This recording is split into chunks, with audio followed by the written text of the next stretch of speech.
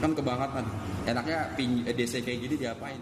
Inilah curahan hati salah satu petugas Dinas Pemadam Kebakaran Kabupaten Bekasi yang viral di media sosial. Ia mengaku kesal atas ulah debt kolektor pinjaman online yang membuat laporan palsu tentang adanya ancaman ular di sebuah rumah di wilayah Setu, Kabupaten Bekasi. Penagih utang itu memanfaatkan petugas yang mendatangi lokasi untuk menagih utang kepada pemilik rumah dengan menggunakan telepon genggam milik petugas damkar.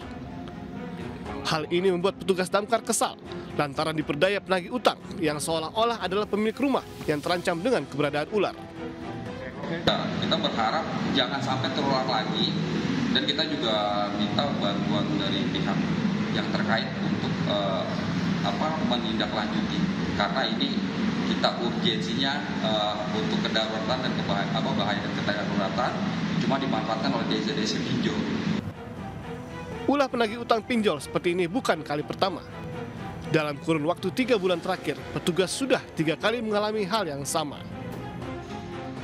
Dari Bekasi, Jawa Barat, Didit Junaidi, iNews melaporkan.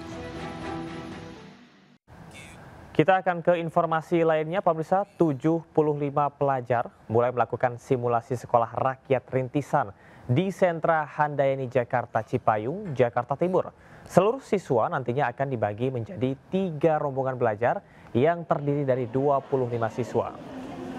Simulasi sekolah rakyat dilaksanakan 2 hari sejak kemarin dan hari ini, di mana siswa diinapkan di asrama sekolah rakyat rintisan Sentra Handayani Cipayung, Jakarta Timur. Sebanyak 75 siswa jenjang SMP mengikuti simulasi dan terbagi dalam 3 rombongan belajar atau 25 siswa per kelompok.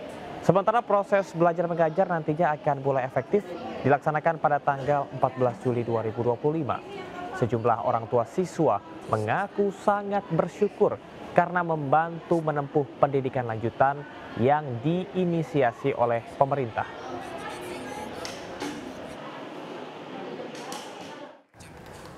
Uji coba sekolah rakyat juga digelar di Sentra Terpadu Pangudi Luhur, Bekasi, Jawa Barat, dan ditinjau langsung oleh Menteri Sosial Saifullah Yusuf Rabu kemarin. Dalam uji coba ini, sebanyak 180 siswa menginap di asrama sebelum resmi masuk sekolah rakyat 14 Juli mendatang. Para siswa juga mencoba absen digital serta mengikuti cek kesehatan awal. Kita evaluasi apa yang kurang dan mana yang harus diperkuat untuk nanti dimulai pembelajaran tanggal 14 Juli. Jadi dengan simulasi ini kita akan tahu kekurangannya di mana, yang sudah bisa kita perkuat di mana. Hari ini kita mulai dengan cek kesehatan macam-macam.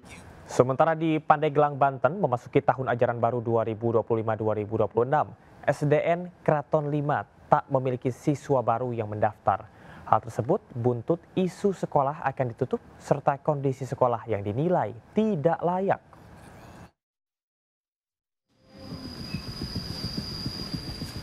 Memasuki tahun ajaran baru 2025-2026, suasana ruang kelas 1 SDN Kraton 5 Pandeglang nampak lengang.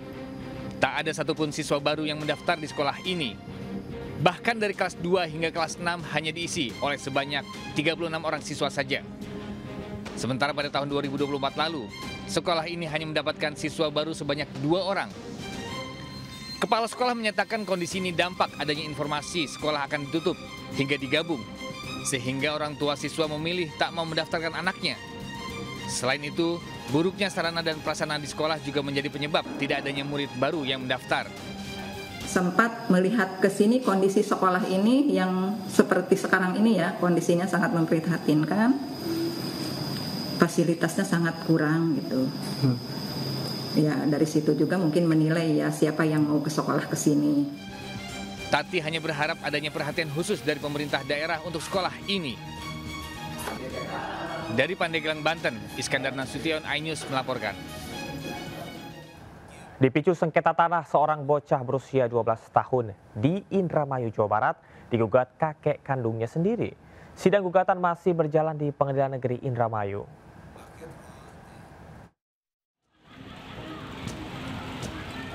ZI, siswa kelas 5 SD ini harus terlibat persoalan hukum setelah digugat kakek kandungnya sendiri.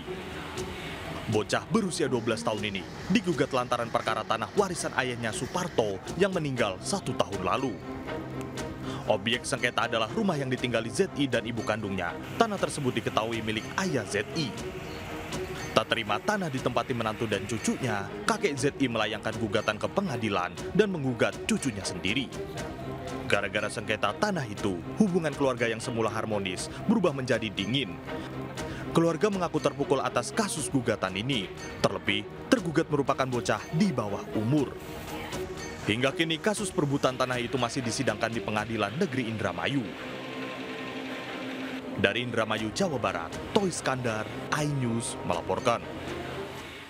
Mobil patroli polisi menabrak 6 pemotor dan 1 kios di Dompu, Nusa Tenggara Barat.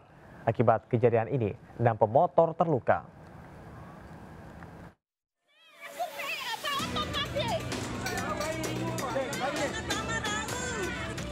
Kecelakaan beruntun terjadi di Desa Hu, Kecamatan Hu, Dompu, terekam video amatir warga. Mobil patroli Polsek Hu menabrak 6 pengendara sepeda motor dan 1 kios sembako. Akibat kecelakaan, 6 pemotor mengalami luka. Para korban dibawa ke puskesmas terdekat dan RSUD Dompu untuk mendapatkan perawatan medis. Sementara, pengemudi mobil patroli yakni oknum anggota Polsek Hu diamankan di Polsek Dompu untuk pemeriksaan lebih lanjut. Menurut Kapolsek Hu, Ibda Samsul Riza, mobil patroli Polsek Hu dikemudikan oleh seorang oknum anggota Polsek Hu melaju dari arah selatan Pantai Lake menuju utara dengan kecepatan tinggi. Pasca kejadian, warga sempat memblokade jalan menuntut pihak kepolisian untuk bertanggung jawab. Dari Kabupaten Dompu, Topan Iswandi melaporkan. Pemirsa, sebuah kendaraan truk yang mengangkut muatan jagung mengalami kebakaran di ruas jalan tol Tangerang Merak, tepatnya di jalur menuju gerbang tol Sedang Barat. Beruntung dalam musibah ini tidak ada korban jiwa.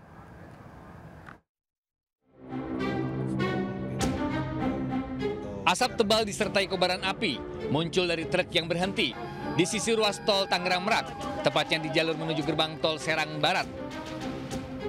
Akibat kejadian ini, kendaraan yang berada di depan harus berjalan perlahan dan hati-hati akibat jalanan tertutup asap tebal. Truk tronton yang membawa jagung tengah melaju dari arah kota Cilegon menuju Tangerang. Tiba-tiba, api muncul dan membakar pada bagian depan truk. Diduga kebakaran ini akibat adanya korsleting listrik pada salah satu kabel di bagian mesin. Sementara petugas yang mendapat laporan langsung melakukan pemadaman. Beruntung kejadian ini tidak menimbulkan korban jiwa dan sopir beserta kernet berhasil keluar saat api mulai muncul. Dari Serang, Banten, Mahesa Apriandi, iNews melaporkan.